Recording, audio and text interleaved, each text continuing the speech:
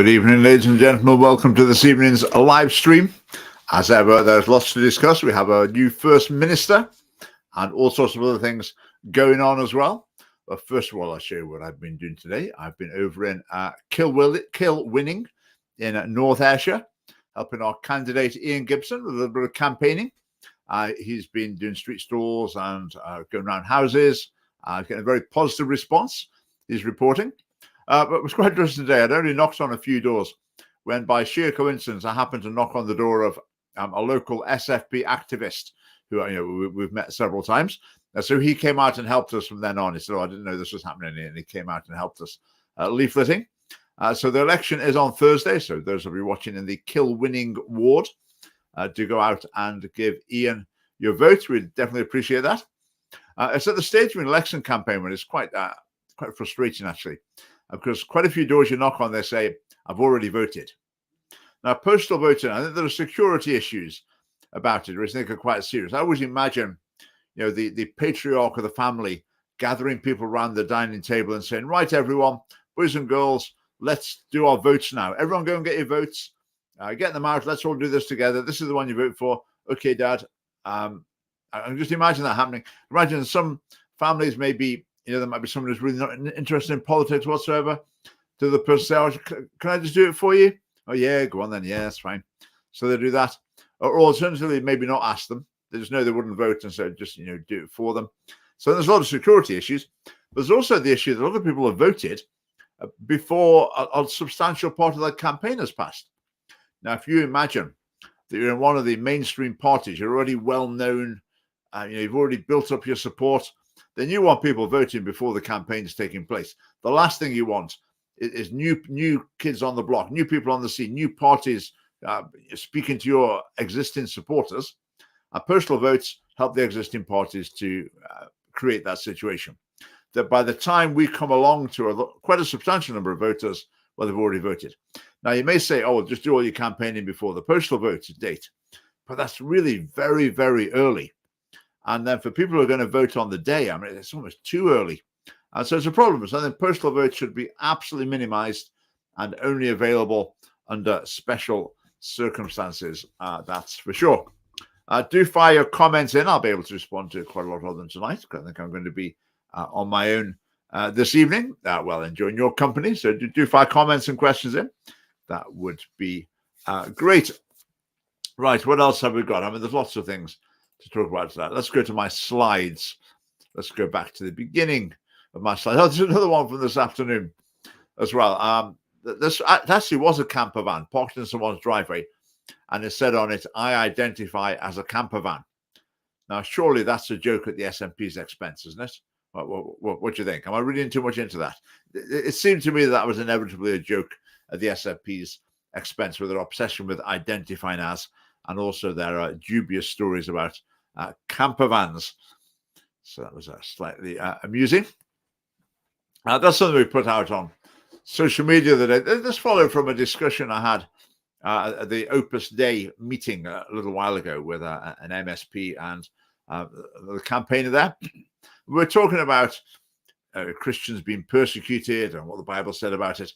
And so the verse at the top is one from the Bible: "Pray for those who persecute you." So I'm all for that. But then my addition to that is, but you don't have to vote for them.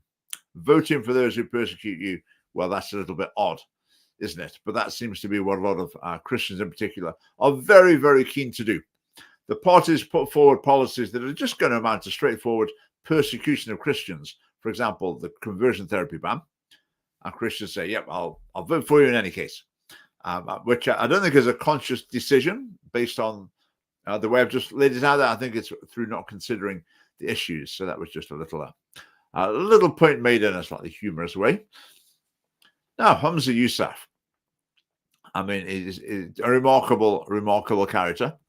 So Sadiq Khan has won the Labour mayoral election. The London mayoral election for the Labour Party again.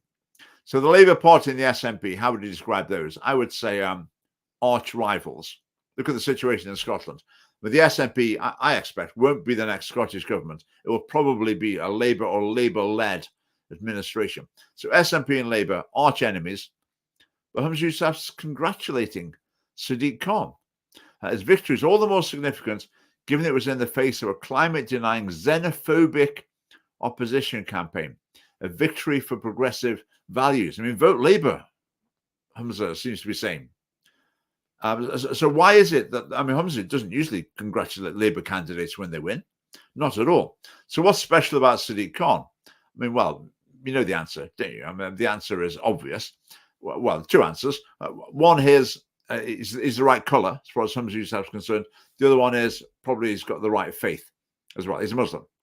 So as far as Humza Yousaf is concerned, Sadiq Khan is one of his tribe. So he's on his side. He's part of the same team.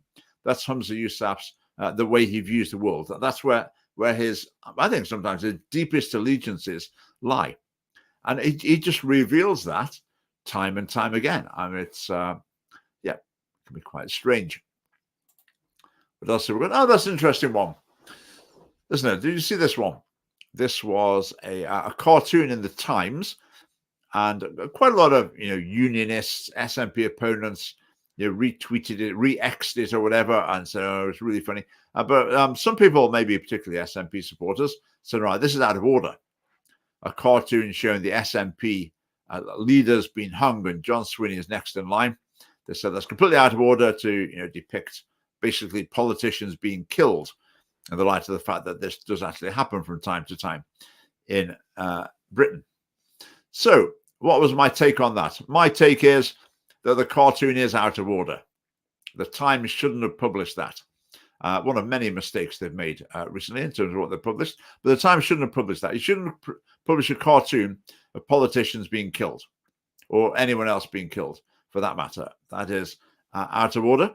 And I think with this sort of issue, it's quite important to not just respond to it from a tribal point of view. If it's about the SNP, then anything goes. If it's about someone who's more on your wavelength, then that's not okay. So yeah, that was my take on that. We've talked about that already. Now here's some big news. The biggest news of the day is Niall Fraser's baby. Meghan's baby has arrived. There is a little boy, apparently with ginger hair. I'm sure you're not really interested in the weight and the height, but you'll be very interested. He's got Niall's ginger hair. So that is fantastic news. A little miracle, as Niall described it on X. So I'm sure if you go over to X, you can pass on your congratulations to Niall. I invited Niall on to just come on and say a bit about his experience becoming a father for a few minutes, but he says he's busy at the moment, which we'll forgive him for that. So, yep, welcome to the baby. That's great news. Now, how about this? Then we'll see this story. Now, when Humza Yousaf had been First Minister for a little while, I made a video about his first 20 mistakes. I've started chalking up John Swinney's as well, and this is definitely on the list. Now, do you see this? This was in Perth. So someone's been sticking these "It's okay to be white" stickers on lampposts. This has happened before in Scotland. I think it's maybe happened in England a bit as well. Now, I don't really know too much about it, but I understand that the people who do this tend to be of a sort of white nationalist persuasion. So if you actually knew all their views, I mean, I think we would probably find them unsavory in some ways. But what they're doing, their tactic is to say something that's obviously true. Of course, it's okay to be white. And so they say that in order to provoke a negative reaction. And then they use that to say, you see, just goes to show, doesn't it? These people think it's not okay to be white. They're anti-white racists. They're picking on us. So that's why we need to fight back as the white race. This sort of thing. So it's their way of trying to stir up sort of racial tension. And it's okay. Just to repeat, their tactic is to say something perfectly reasonable and to use the fact that someone flares up about it to demonstrate how unreasonable people are on the other side. So that's a sort of, you might say that's a sort of moderately clever tactic to use. But does John Swinney fall for it? Of course he does. Hook, line and sinker. It's atrocious, has no place in Perth or any part of our country. We must stand together to resist this unacceptable material. So totally fallen into the trap. So the people who've been putting this up, they're thinking, oh, that's great. This went really well. Let's stick some more up all over the place. I mean, you're never going to stop people putting little stickers on lampposts. So they'll just keep doing it and doing it. So John Swinney has contributed to stirring up racial tension by giving attention and giving a victory to a group who are probably quite keen on stirring up racial tension themselves. So, John, what are you doing? I was thinking about it. Maybe, what about someone that goes around putting stickers on lampposts saying it's okay to be a man? How's he going to react to that? How about, it's okay to be straight? That'd be the same sort of idea. So he's trying to provoke people who are sort of identity warriors on these issues. He's trying to provoke them by saying something perfectly sensible. My video on John Swinney's first 20 mistakes the list is already underway. I have to say it's not growing as fast as it was with Humza Yousaf. I mean, for example, John Swinney today, he arrived at Butte House with his wife, had his photograph taken on the steps, which is more dignified and appropriate. Whereas Humza Yousaf was like releasing video of his extended family overrunning the place, which wasn't appropriate at all. So, that's that. Probably patriotic alternative, possibly, or possibly just, I mean, anyone with a printer and a few labels they got off Amazon, say. I mean, who knows? It's a very easy thing to do. This is one of those incidents. It's a bit like going and holding a placard outside an abortion clinic saying, love begins in the womb or something. They'll be like top of the agenda in the Scottish Parliament. The First Minister will be condemning it. I mean, where else, for so little investment in time, can you get such a hysterical, nationwide response? Now, this is another example. I mean, where else can you just print something out on your computer and make your story the one that the First Minister is responding to? So it's pretty good return on the investment for these campaigners, I would say. So what else has been going on? Now here's an interesting one. Megan Gallagher, Conservative MSP. She's suddenly doing that. We don't want this LGBT indoctrination in schools. This is really terrible. We need to sort this out. And then you think, hang on, this is the Conservatives. So what was the reminder for you of the Time for Inclusive Education campaign, which a few years ago now, we're talking about 5 years ago, and they campaigned to get LGBT content into every subject from nursery up to the end of school. Every level in every subject, LGBT content. Just an indoctrination program, wall to wall, absolutely. When this was introduced, guess how many Conservative MSPs objected to it? You guessed it, 0. Not a single one. Megan Gallagher wasn't in the Parliament. Then Murdo Fraser, did he object? No. Jeremy Balfour? No. Did John Mason object to it? No. Did Kate Forbes object to it? No. Not a single MSP from any party objected to it. Even though there were people like myself, other commentators are all saying this is terrible, this is indoctrination, this is going to result in a massive explosion of people saying they're transgender and unhelpful sexual experimentation, etc., etc. It was clearly a disaster in the making, but not a single MSP spoke out against it. And that's the problem we've got in the Scottish Parliament. That's why we need the Scottish Family Party there. Now, I would say the climate has shifted slightly on this, particularly on the transgender bit. So I think now it's become a bit more fashionable to criticize the transgender bit, or maybe to criticize LGBT clubs in schools. So once plenty of other people are criticizing it, that's where the Conservatives will creep up alongside and behind them and say, yeah, that's what we think too. They never take the lead. They never lead debate. They never take the initiative. They're never the ones to see the problem. They'll just come along later after others. But I just want to share a little clip from the debate when LGBT inclusive education was debated. I used debated in the loosest term in the Parliament. Now you'll see here a succession of MSPs standing up just saying this is absolutely so wonderful.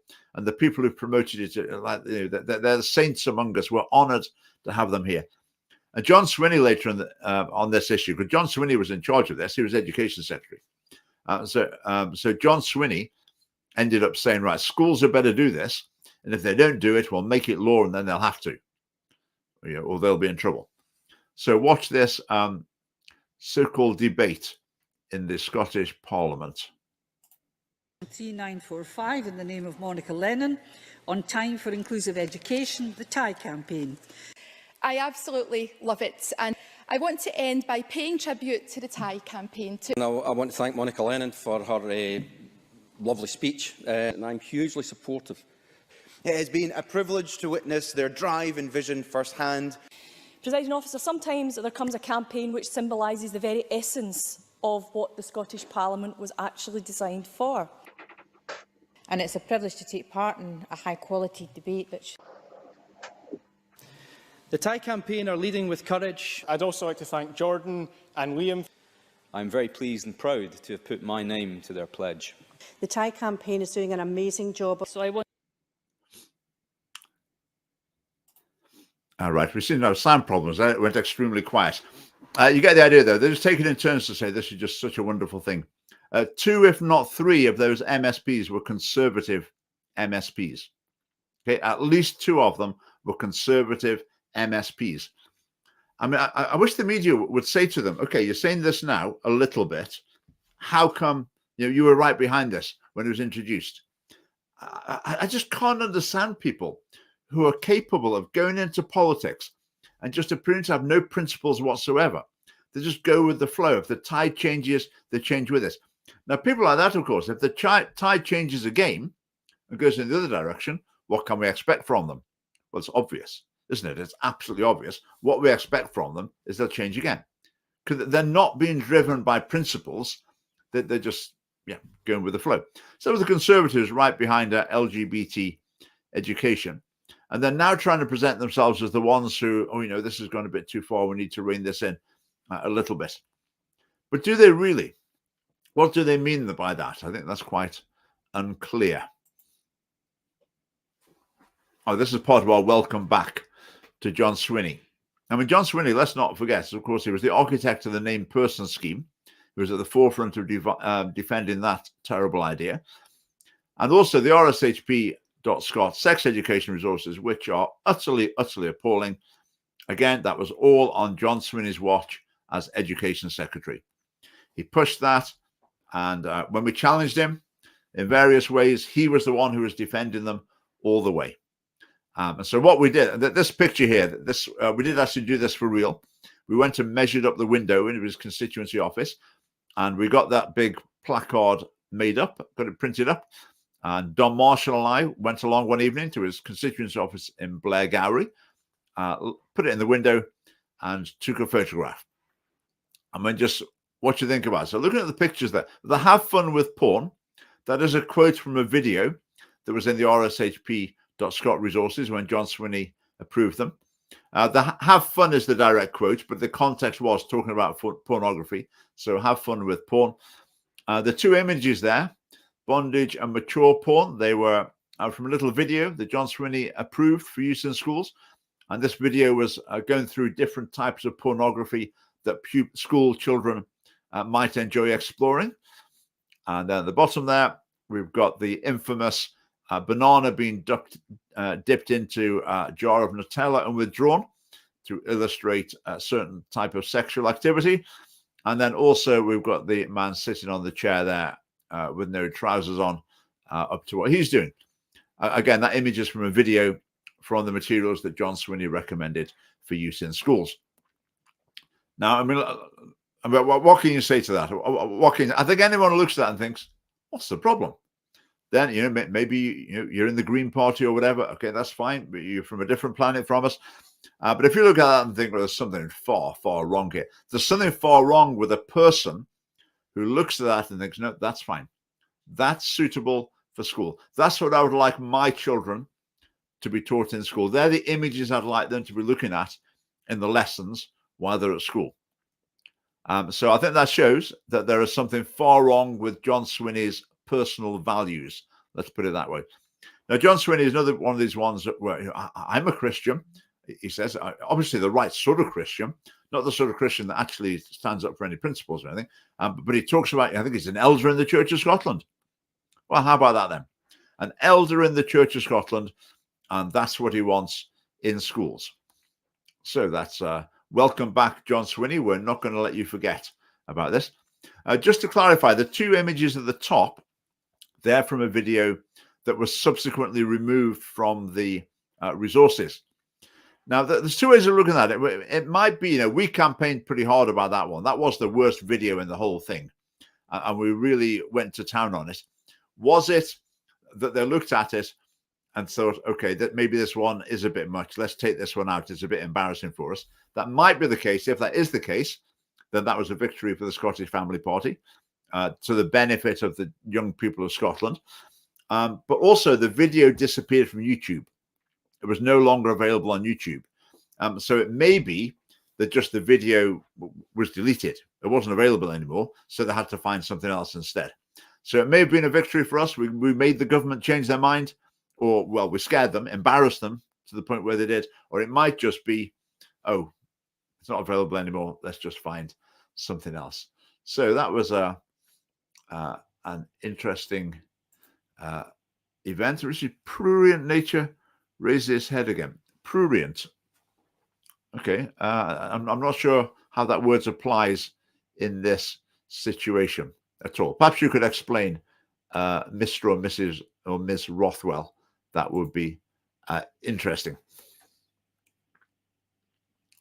Right, what else have we got? Oh, that's the end. That's the end of the slides. But talking about parties changing their tune on things. Let's try this. Hopefully the sound's okay with this one. Let's try this one. So with the cash review, I mean, we've said that we believe. Great. Right, I don't know what's happened there. That is Anna Sawa, in any case, being asked about gender change.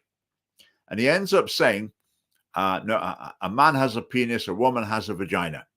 And that's it. That's what I believe. That's true. Then he said, that's one issue. He said, but a separate issue is we need to look at the gender recognition process and make it more humane for people going through it. Now, words fail me. This is just, it just makes no sense whatsoever. So you've got someone saying a man has a penis, a woman has a vagina. In other words, you can't change sex. A man can't become a woman can't become a man. That's what Anna Sawa believes. It's crystal clear. He's straight down the line. I hope he's clarified that with you. He then goes on to say, we need to make the... I've just realized why the sound doesn't work, because my speaker's turned down low. I'll play it again. Here we go. Sorry, here we go. That the cash review recommendations should be implemented in full. I'm someone that believes that we should be removing some of the indignities and humanities of the process of obtaining a gender recognition certificate, but at the same time, we have to recognise there are genuine concerns around the protection of single-sex spaces based on biological sex. But on that very simple question, there are hard rights that women rightly want to see protected and advanced. So, I mean, on that very simple question, can a woman have a penis?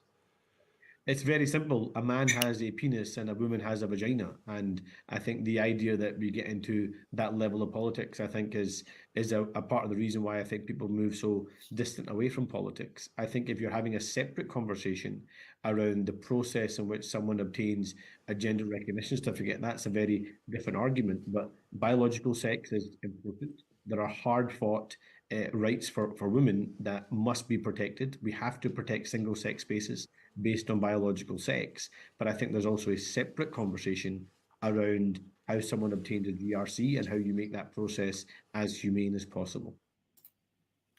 Right. Can you make any sense out of that? So he's saying a man has a penis. No messing about that. That's it. But he still believes that you should have a process where a man can become a woman and a woman can become a man. How does that make any sense? Now, of course, a sort of queer theorist would say, oh, well, the Gender Recognition Act, that's about gender. But Anna Sawa there is talking about biological sex. They're completely different things. Well, no, they're not, because if you have a gender recognition certificate, then legally you become a man and you're referred to as a man, etc. So, I mean, so Anna Sawa there makes no sense whatsoever. But that's what's tending to happen with transgenderism at the moment. There's a bit of a pushback. So people are trying to go for some sort of intermediate position, like the Cass review. Some people are thinking the Cass review, oh yeah, that's kicked gender ideology into the long grass now. I mean, that's all over. No, it's not. The Cass review says we need to be a bit more cautious about children changing gender. It might not be appropriate in as many cases as we thought it was before, but it's still appropriate in some cases. And for adults, obviously, that's still right. So, this is not some revolution that's taking place. So there's been a bit of a shift going on. But until we've got clarity, sex, gender change, whatever, there's no such thing. Repeal the Gender Recognition Act of 2004, then we are in a muddle. So Anna Sarwar saying that, is it going to work? Do you think? Is that going to work? Is it going to persuade people that Labour is, they're against all this transgender nonsense? Maybe. It shouldn't do, but it might be. But what about all the activists in the Labour Party who are transgender ideologues? And there's a lot of them, I think. So how's that going to work out? So I think he could be heading for a bit of a dangerous split in the party as well. Because the philosophy of transgenderism has been promoted by, the government, by schools, by the BBC, by Hollywood, by the universal media, by popular culture, particularly for young people. So we've got a massive grip on our society. And I'm not sure a party like Labour can ditch it completely. I think they couldn't possibly ditch it. If they do, just a huge number of their voters and members, whatever, will go and join the Green Party. Same for the SNP. Their threat is they will up sticks and they will leave, join the Green Party instead. And that's a very real danger for them. Okay, let's have a look. Right, are we in? Yeah, flip-flopping. Yeah. I can't imagine being someone who just changes opinion on changes what you say about those.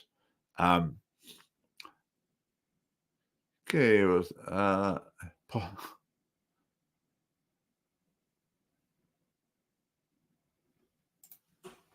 never fit in Hollywood. You can't double think.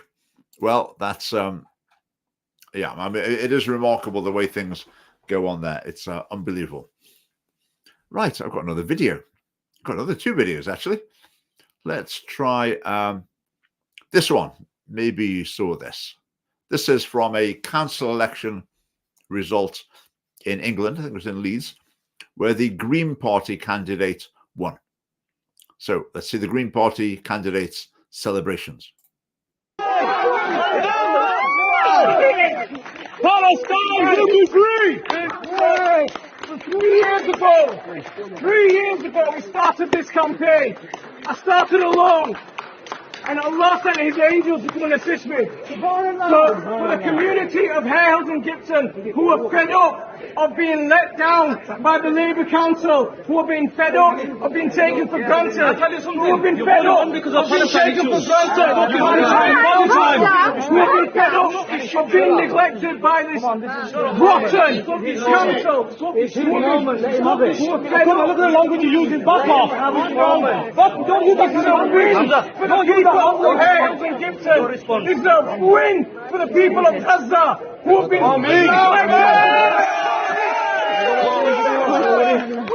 We will not be silent. We will raise the voice of Gaza. We will raise the voice of Palestine. Allahu Akbar.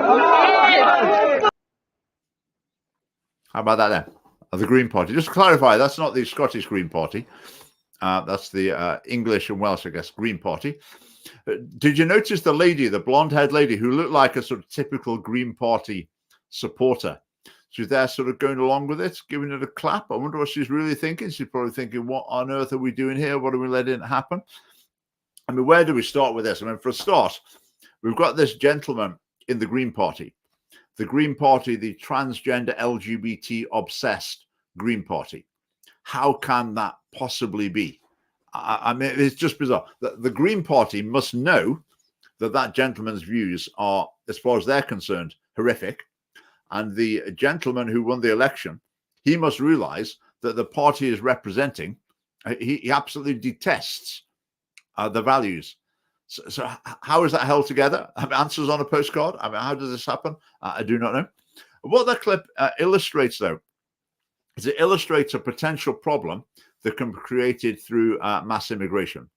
And the problem is you import people whose primary loyalties are not within their home nation. Their political priorities and their loyalties are not with the home nation. And that can be a very, very serious problem. I mean, at the end, if people's identity and loyalties within a nation become divided, I mean, that's how you end up with civil war. But that's off at the extreme. But I think when, that ward in Leeds, what needs doing in that ward? Does the road need fixing? What's going on in the schools? I mean, I dread to think what that fellow would like to have going on in the schools. But the things that the election should really be about have completely gone out of the window. And it's just been basically, I'm a Muslim, so I'm on the side of Palestinians. So that's why people have voted me. So that's why I'm here. I'm here in the council chamber in Leeds or whatever, and I'm here for the people of Gaza. I mean, what's he going to talk about? What issue that the council in Leeds deal with is that going to have any relevance to at all? Now, hopefully anyone can see that this is not a good situation to be in. This is a problem that needs dealing with. Right, what's the way to deal with the problem? One way to deal with the problem is to be cautious about the level of immigration. If the level of immigration is running ahead of the level of integration, then you have problems developing, and this is an example of a problem which could become much more serious in the future. So being cautious about the level of immigration is one thing. Then the other thing needs to be, what's the message to people who are here? Then the message needs to be, we unite. We want your primary loyalty to be with the nation that you are in. We want you to be concerned about the political issues within this nation. We want you to be thinking, I'm here, I'm British, and so what I want to do is to create the best society possible in Britain. That's what I want them to be thinking. Not thinking, I'm a Muslim, so this is what I want. To be thinking, what's best. Now, if a Muslim thinks, I think what's best for this nation, some of that might be reflected from Islamic teaching. So they might think, for example, drinking alcohol, I think that's really bad, and I can see it's a massive problem in this society. So I think we should tighten up laws on alcohol. I would say, fine, go for it. Put that forward as a policy. Join a party, put that forward. See how that goes. That's proper politics based on domestic issues. What's not okay is just being obsessed by sort of tribal allegiance issues in terms of foreign policy. What's also not okay is to be thinking, well, we want to make Britain a Muslim country. And we want the Muslims to be in charge. If the Muslims were in charge, then we could fix things, and then we could make everyone else follow the rules of the Muslims. That mindset, I think, is completely wrong. I think it's completely wrong also for Christians to have that mindset. We're going to make this a Christian country and make everyone do things that way. Good politics, what it should be about is saying, right, we've got ideas to run this country better. We can make this country better. We can help the people to flourish. We can solve various problems with these principles and values.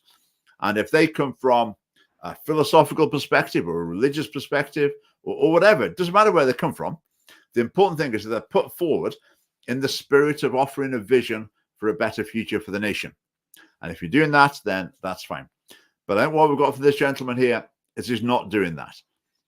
He's saying, this is my tribe and I'm in politics to promote my tribe. Even a part of it that's not even in this country. As I've said before, in terms of the Gaza-Israel conflict, I think there's a wide range of valid opinions about it. But I think everyone should come to it from the point of view of moral principles. Look at the rights and wrongs of the issue. People shouldn't come to it in the spirit of, I'm a Muslim, so I'm on their side. Or, Muhammad went to Jerusalem, so Jerusalem should be a Muslim land. That sort of thinking is wrong. You need to look at it and say, right, this is the history. This is what's gone on. This is how conflicts work. These are the options for the countries. And on that basis, decide which side of the Muslims and which side of the Jews shouldn't make any difference whatsoever. We should look beyond prejudices and assess the situation just on the facts of the matter. And my feeling is that for a lot of Muslims, not all, but for a substantial number of Muslims, they don't come to it with that sort of even-handed approach. I think sort of tribal loyalty overwhelms that, and that is unhelpful. Now, equally, that could work the other way. Maybe some people have a loyalty to Israel that makes them unable to take an objective view of assessing the morality of Israel's actions. And so again, that can equally be a problem. But I think in that video in particular, we're seeing it very clearly from the Muslim side, and I find that very concerning. An interesting thing here, actually, I mean, Labour have learned a lesson recently at the elections in England. They've learned that if you don't do what Muslims want, they won't vote for you. Now, that's the way democracy works, in a sense, so that's sort of okay. So Labour are now thinking, all right, we've got a problem. We need to be a bit tougher on Israel, a bit more anti-Israel to keep the Muslims on board. Otherwise, the Muslims are just not going to vote for us. So the Muslim vote has influenced the party policy of the Labour Party and probably policy of the next government of the UK. Now, contrast that to the way Christians work. Now, the governments of Conservative, Labour, SNP, the whole lot of them, they've learned long ago, don't worry about the Christians because they'll vote for you in any case. Christians will say, no, don't do this. This is the wrong thing to do. This is really terrible, but they'll vote for you in any case. So the parties think, oh, no, don't worry about them. Okay, we can contradict their beliefs in any way we like. Okay, they'll write us a load of letters or whatever, who cares about that? But they're still going to vote for us. So you see the contrast. The Muslims are exerting massive, well, not massive, very significant influence in UK politics because their attitude is, if you don't do what we want, we're not going to vote for you. I'm not talking about all Muslims, a substantial number of Muslims. And that's got through to the main parties and the shift in policy. Whereas Christians are, well, we'll still vote for you. Can we meet and have a cup of tea? I'll explain what I think. I'll write a nice letter. That really, put the fear of God up in them, won't it? If you say, I'm going to write a letter to you if you don't follow what I want, if you don't put into practice the policy that we don't, if you don't stop committing the evils that we're concerned about, we're going to write a letter to you. We're going to fill a consultation in. I mean, that terrifies the politicians, doesn't it? Not. They think, oh, right, we're fine. We can just carry on. We can ignore them. They're going to vote for us in any case. And that is the situation. So I think Christians tend to be unique in squandering their democratic influence by voting for parties that they totally disagree with. But that's changing. I think that's changing. I think an awareness of this problem is growing. Similar to that, though, look at the Greens as well within the Scottish Parliament. What do the Greens do when someone comes along that they don't like? Like, Kate Forbes, if Kate Forbes had been put forward to be First Minister, what would the Greens have done? Well, they wouldn't have voted for her. I mean, the Greens as well, they weren't happy with what the SNP was doing, so they were threatening to end their agreement. So the Greens is right, this is what we want. If you don't do it, then deal's off. We're voting against you, which, pretty tough, hard line, but that's the way democracy works. That's the way it's supposed to work. The Greens have got all those votes, they've got all those MSPs, and so they can throw their weight around because people voted for what they believed in terms of the Green policies, and that's given the Greens power in the Parliament. Again, another classic case of people standing up for what they believe in, refusing to go along with things they don't agree with, and thereby exerting power. It's quite an eye-opener, I say, and hope people who'd be more on the family party wavelength would start to appreciate we're a democracy. We're not a letterocracy where by some mysterious process a government is formed from the dust of the ground every 5 years and it just appears, we know not how. But then once we've got a government, we start writing letters to them and we start filling in consultations and we start meeting them for a cup of tea just to try and bring them round to our way of thinking, which basically makes virtually no difference. And then 5 years later, you should take a little holiday from that, and then another government appears by some mysterious process. In other words, opting out of the day when you've got real power with your vote, not using that, voting for people you completely disagree with, then trying to influence them. See, democracy doesn't work by changing the minds of elected politicians. I'm not saying it's impossible. I'm sure there have been cases where that happens. But generally, that's not the way democracy works. Democracy works by voting out people you disagree with and putting in people to represent your views. Democracy doesn't work by voting for someone you completely disagree with, get them elected, and then try and change their mind. That's not the way it works. You find the person you agree with, vote for them, put them into the parliament, then you don't need to write a letter to them unless you want to say, oh, well done, you're doing a great job. Thanks for speaking up for me. But I think that's a lesson that needs to be communicated far and wide in Scotland and in the UK. Right, let's have a look what we've got here.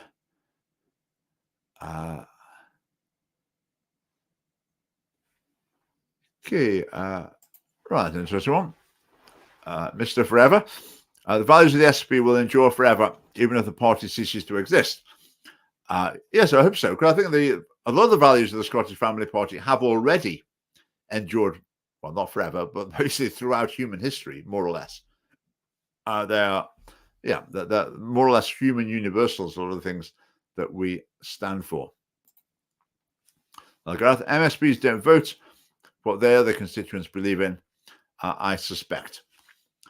Yeah, I think sometimes, they might feel it might be a bit risky to do something because people might not vote for them the next time. But I think they've also realized that when it comes to core moral issues, a lot of the things the Family Party focuses on, they've learned, don't worry about it. They will vote for you next time. It's all going to be fine. And I think we've got to create the situation where they're thinking, right, this is not okay. I sometimes say to people, the only letter worth writing to your MSP or your MP is the one that says, either if you vote for this, or because your party stands for this, or because you voted for this, I'm never going to vote for you again.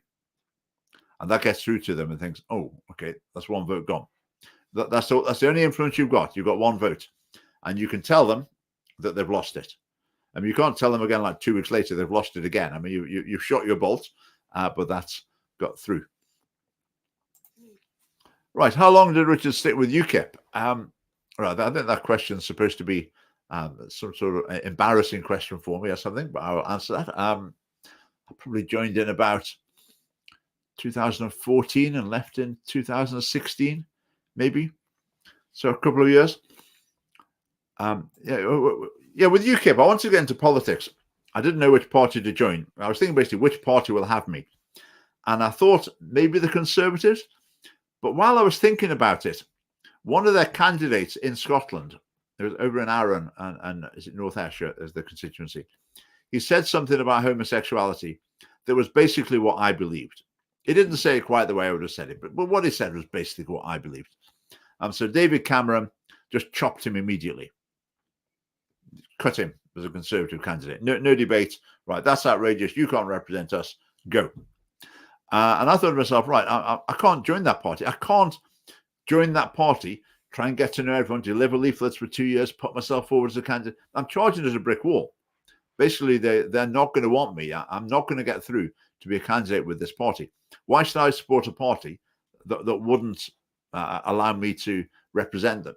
Because they think my views are so abhorrent. So basically, no way, I'm not going to do it.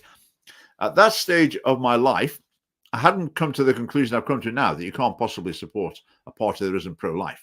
I mean, the Conservative Party are a party that wants the killing of the unborn to continue. So as far as I'm concerned now, I mean, just no way. I mean, I couldn't possibly join them, support them, represent them. But at that time, I hadn't come to that conclusion. So I joined, but then the Edinburgh branch asked me to give a speech. So I gave them a couple of topics. That they chose freedom of speech. So I did a speech about freedom of speech. Part of what I spoke about was the way that some opponents of same-sex marriage had been mistreated, hounded at work, lost their jobs, etc. And in the audience, I mean, the leader of UKIP in Scotland at the time was David Coburn, who was gay, and his partner was in the meeting, and his partner flipped at the end of my talk. Even though in my talk, I said, I'm talking about same-sex marriage. Doesn't matter whether you agree or disagree with this. I'm just talking about the way people have been mistreated. So freedom of speech is my topic. And in any case, UKIP policy at the time, and it was to oppose same-sex marriage. In any case, so it was really ridiculous. But they did everything they could to hound me out of the party, because of my distinctively Christian views. I think it was partly that, partly they didn't like people who were particularly competent in the party either. But they as good as kicked me out. of the party. So it was hounded endlessly. So I left, which was a good thing, because that led on to the formation of the Scottish Family Party. Now, with UKIP, I always knew with UKIP, a lot of my priorities were not their priorities. But I thought maybe it would be a party where you could at least present your case personally and within the party. But well, ultimately, that wasn't the case. So, Talbot Rothwell, I hope that's helpful to you.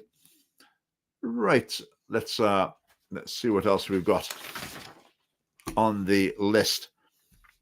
Now, I made a video about Kate Forbes, and I wrote a couple of things as well, because when she was thinking about standing for the leadership again, all the discussion started about her. I made a video about it, and in the video, I said it's quite interesting, and that some Christians, it's like they cannot bear the thought of anyone criticizing Kate Forbes. It's like that's just beyond the pale. You cannot do it. So you can talk to them and say, "Are you aware that she said this? Did you know this is what she said?" They're like, no, don't want to know. She couldn't possibly. No, it's not. It's not even so much, no, I don't want to believe you. It can be more, I just don't want to know. I do not want to know. I want things to be simple and black and white. Kate Forbes is on our side, and so that's it. So just leave it alone, will you? And some of the responses to this video illustrated this precisely. One person came on and said, "You are in error." So I said, "Can you explain why? What have I said that's not true? Where's the mistake?" No reply. Someone else came on and said, "You know, that was attacking the Free Church of Scotland." I mean, totally, no justification whatsoever for saying that. I mean, Kate Forbes is not the Free Church of Scotland. I'm not even sure I would say I was attacking Kate Forbes. But the core of my point was that during the leadership election campaign last year, is she was asked about same-sex marriage early on in the campaign. She said she would have voted against it. So well done, Kate. Stood up for what she believed in, and she got absolute abuse for it. And I defended her repeatedly and vigorously in every way we could. The family party, we said that's terrible the way she's been treated, and that was that. From then on in the campaign, Kate, I would say, I believe that she denied what she thinks about certain issues. She said she thought abortion is not immoral. She said that she thought believed homosexual relationships were not immoral. She said she thought conversion therapy is abhorrent, etc. Now, I may be wrong. Maybe Kate has abandoned the teachings of the Free Church of Scotland and biblical Christianity. Maybe that's what's happened, but I don't believe that is what's happened. So I believe that Kate said things that were not what she really believed. Okay, and I think that's a problem. I think whatever your strategy is in politics, if you decide, I'm going to keep my head down, I'm going to avoid talking about these things, that's my tactic. I'm going to get to the top. Once I've got to the top, then I'll be able to exert some positive influence. You wait and see. But in the meantime, I just need to keep quiet. Now, I disagree with that strategy. I think it doesn't work. I think if you get into that habit, can anyone think of an example where that strategy's worked out? I think you get into that habit and then you stay in that habit, because the higher you get, the more incentive there is to be cautious, because you've got more to lose. So I think that is the general picture. My other problem with it as well is you're presenting to younger people or people at an earlier stage of their careers. You're saying to them, right, the way to do it, if you want to get to the top in politics, you have to cover up what you believe, or even you have to be dishonest about what you believe. Now, I'd say whatever your strategy is, being dishonest about what you believe can't be part of it. Now, I'm saying that. I would hope Kate would come out as soon as possible and say, actually, I said these things, but to be honest, that's not what I really believe. I said those in the heat of the moment, under the pressure of the election campaign. Can I just clarify that these are actually my beliefs? I think I would suggest that's something that she needs to do. The response to that, who knows what it would be. But she tried to deny that she was pro-life, but no one believes her. People in the newspaper, they still routinely say, oh, no, she's pro-life. So I think that's a classic example that even when you try and water things down and obscure them, whatever, it often just doesn't work. People still know. So I had a look at Kate's Twitter feed actually today, and it's the same. If you look at any major political figures to X feed, look at the replies to their posts. It's quite interesting. they're generally about 90% at least, just like angry refutation, abuse, disagreement, whatever. 95%. So it seems to be that an element of human nature becomes apparent on X, and that is that people would rather spend their time just firing off, mouthing off at people they disagree with, rather than like expressing support for the people they do agree with. I mean, if you look at, say, I don't know, like Labour and the Conservatives, say, in the UK, you might have thought that the Conservative voters would be spending their time retweeting Rishi Sunak's tweets or replying saying, yeah, that's good, keep going. Hardly any of that. It's almost all just attacking the enemy, which I think is a bit unfortunate, but it's an interesting insight into that. And Kate's was very much like that as well, which made me think, Kate must get it from all sides. She's had dogs abuse because some of the things she said and some of the things people assume that she believes. So she's had appalling abuse, basically mockery, whatever, because of her Christian values. But then she's also got people like me who are saying, well, I think there are some issues as well. It's not clear cut. It's not just that you've spoken out about what you believe and people have attacked you. There's a lot more to it than that.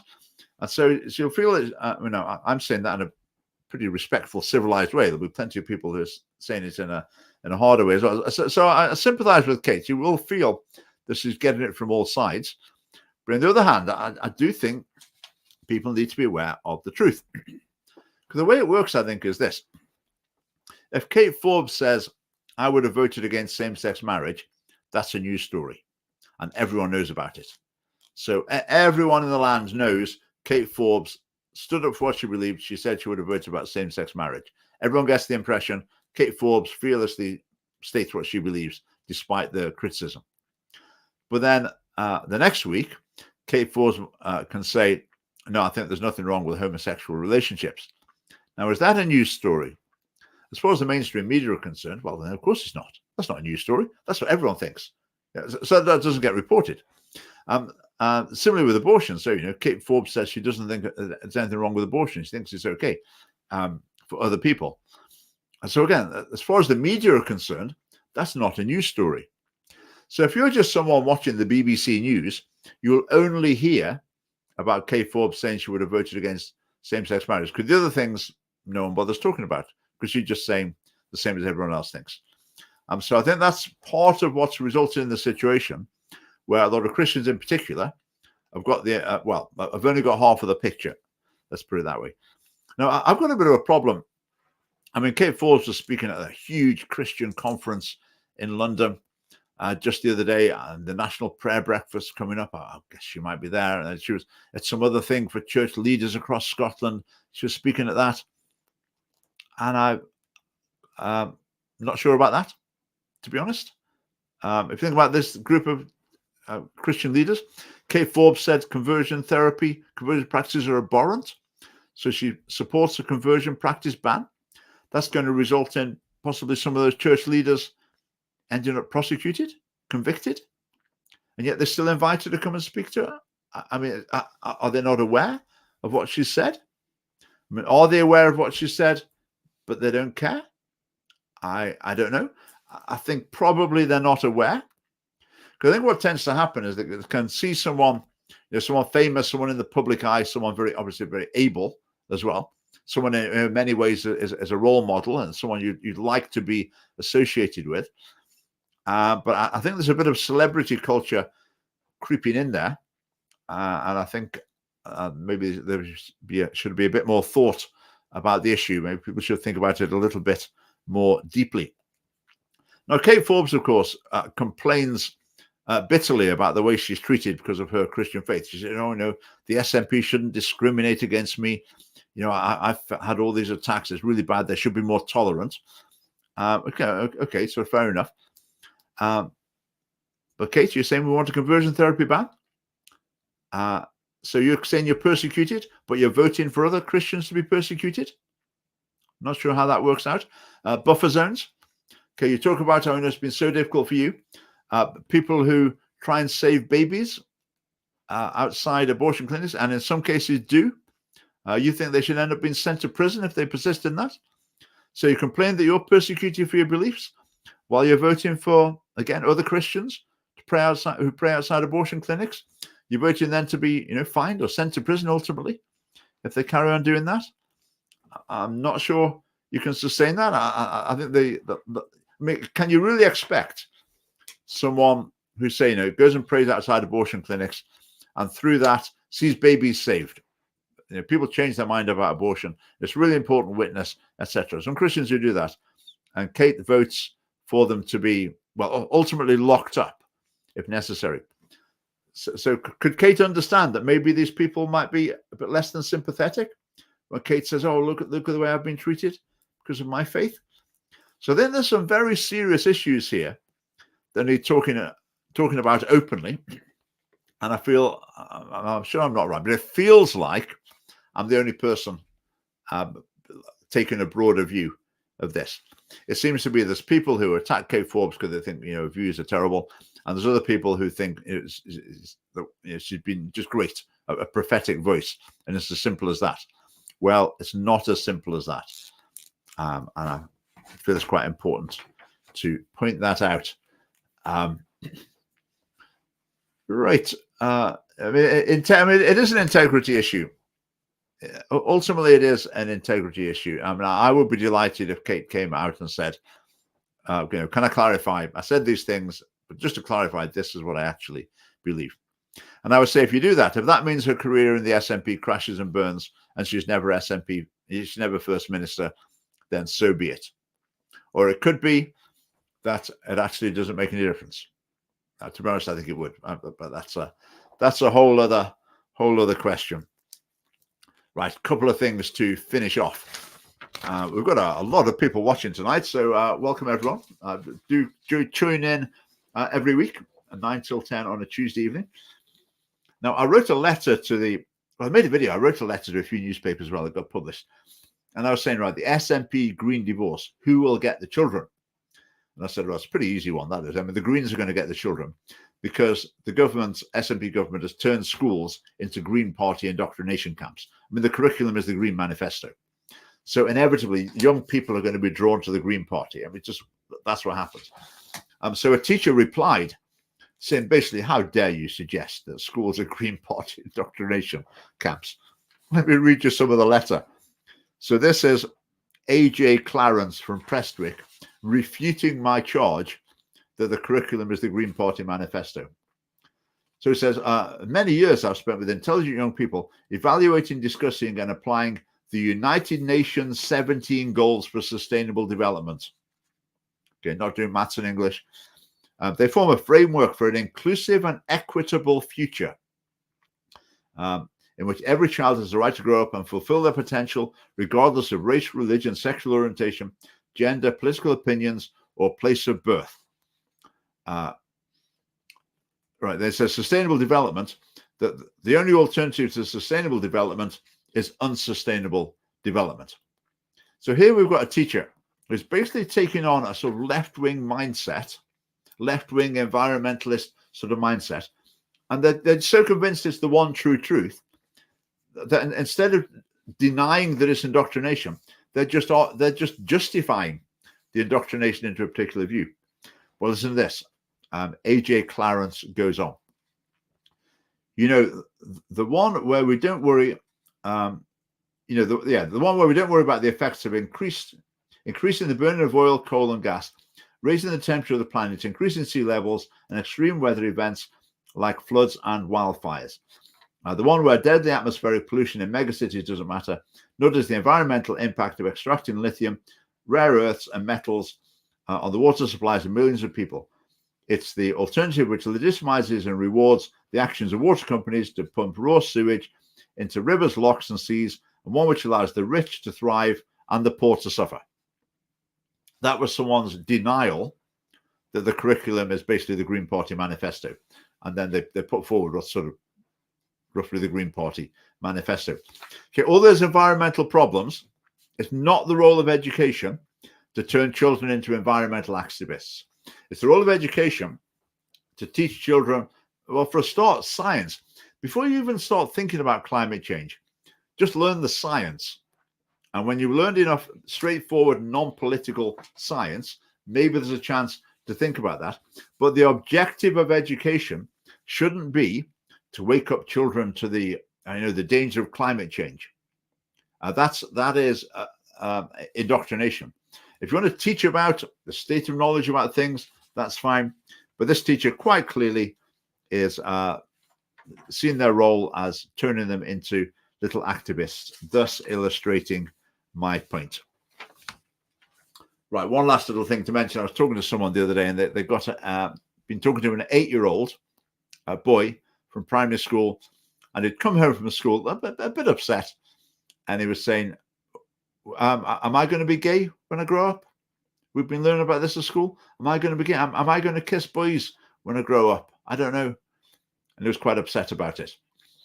Now, I think it is a pretty dramatic experiment that's been undertaken at the moment in the Western world, and that is to introduce prepubescent children to the concept of homosexuality and basically saying to them, you don't know how you will turn out. I remember when I was teaching, I was driving a minibus, and there was, I think, 11-year-old boys in the back, and one of the boys said, when I get married, my wife and I, and someone interrupted him and said, no, you can't say that. You might be gay. You don't know yet.